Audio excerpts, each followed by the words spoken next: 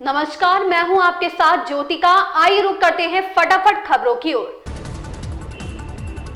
कांग्रेस के पूर्व अध्यक्ष राहुल गांधी अगले सप्ताह अमेरिका जाएंगे। इस दौरान वे ब्राउन यूनिवर्सिटी में भाषण देंगे। वे संकाय सदस्यों और छात्रों से बातचीत भी करेंगे। कांग्रेस के मीडिया एवं प्रचार विभाग के प्रमुख पवन खेड़ा ने बताया कि लोकसभा विपक्ष के नेता राहुल गांधी 21 और 22 अप्रैल को अमेरिका के रोड आइलैंड में ब्राउन यूनिवर्सिटी जाएंगे। वहां वे भाषण देंगे। विश्वविद्यालय के संकाय सदस्यों और छात्रों से कई मुद्दों पर बात करेंगे।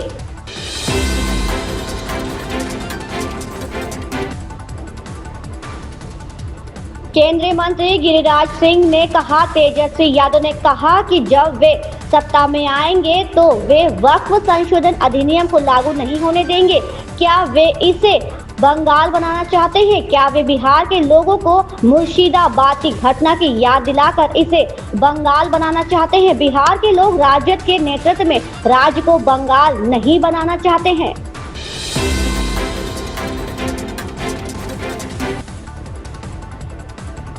पाकिस्तान की बुनियाद नफरत के आधार पर रखी गई और आज उसकी स्थिति दुनिया के सामने है। पाकिस्तान बर्बादी के कगार पर है, लेकिन हैरानी है कि उसकी ये नफरती सोच भी अभी तक नहीं बदली है। अब पाकिस्तानी सेना के प्रमुख जनरल आसिम मुनीर ने हिंदुओं के खिलाफ अपनी नफरत जाहिर की है और कहा कि हम हिंदुओं से अलग हैं। आसिम मुनीर ने टू नेशन थ्योरी को सही ठहराया है। इतना ही नहीं, पाकिस्तानी सेना के प्रमुख ने यह भी दावा कर दिया है कि उनकी संस्कृति और विचारधारा बेहतर है।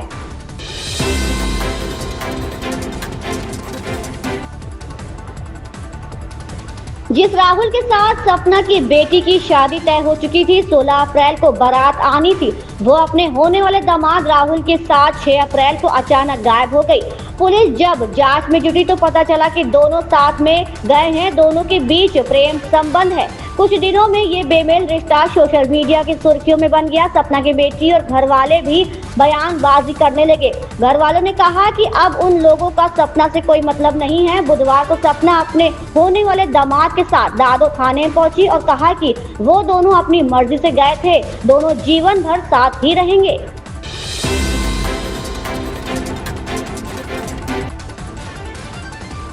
अगर आप भी व्हाट्सएप स्टेटस पर अपनी फेवरेट वीडियो डालते वक्त बार बार उसे टुकड़ों में काटने की झंझट से परेशान हो चुके हैं, तो अब राहत की सांस लेने का वक्त आ गया है। व्हाट्सएप एक नया धमाकेदार फीचर लेकर आया है जो स्टेटस शेयरिंग को और भी आसान और मजेदार बना देगा। अब तक व्हाट्सएप यूजर को स्टेटस पर सिर्फ 60 सेकंड यानी 1 मिनट तक की वीडियो अपलोड करने की सुविधा थी, लेकिन अब इस मिनट को बढ़ाकर 90 सेकंड कर दिया गया है। इसका मतलब है कि अब आप लंबे और कंटिन्यू वीडियो को बिना एडिट किए सीधे स्टेटस पर लगा सकेंगे।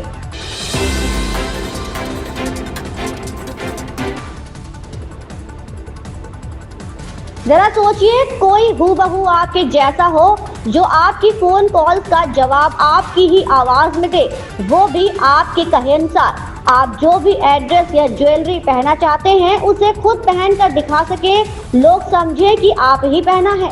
ये संभव है आर्टिफिशियल इंटेलिजेंस की मदद से। लखनऊ की निवासी एक युवती श्वेता ने अपना ही डिजिटल ट्विन तैयार किया है। सूचना एवं प्रसारण मंत्रालय की ओर से आयोजित वेब्स 2025 के अंतर्गत क्रिएट इन इंडिया चैलेंज में उन्हें इसके लिए दूसरा स्थान मिला है।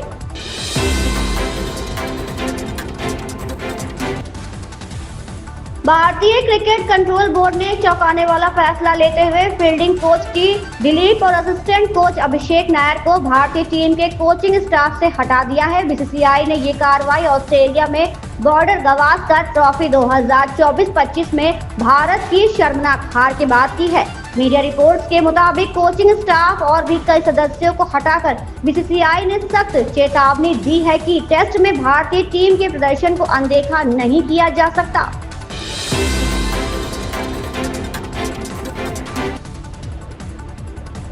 बिहार विधानसभा चुनाव को लेकर राजनीतिक दलों के बीच बैठकों का दौर जारी है। आज महागठबंधन के घटक दलों के बीच राष्ट्रीय जनता दल के कार्यालय में बैठक होगी। दोपहर 1 बजे से शुरू होने वाली इस बैठक में राजद, कांग्रेस, वाम दल, विकास इंसान पार्टी के प्रमुख नेता सीट बंटवारा, मुख्यमंत्री चेहरा समेत कई मुद्दों पर बातचीत करेंगे।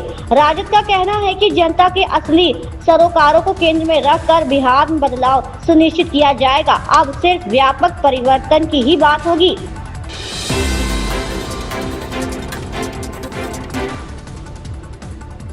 Kesari chapter 2 the untold story of Jallianwala Bagh इस महीने की सबसे प्रतीक्षित फिल्मों में से एक है। अक्षय कुमार, आर माधवन और अनन्या पांडे अभिनीत ये फिल्म अपने ऐतिहासिक विषय और दमदार सितारों के कारण चर्चा में है। हालांकि एडवांस बुकिंग में इसकी शुरुआत थोड़ी धीमी रही है। इसके बावजूद गंभीर विषय और देशभक्ति की भावना के चलते फिल्मी दिग्गज उम्मीद लगा रहे हैं कि ये जल्द रफ्तार पकड़ेगी।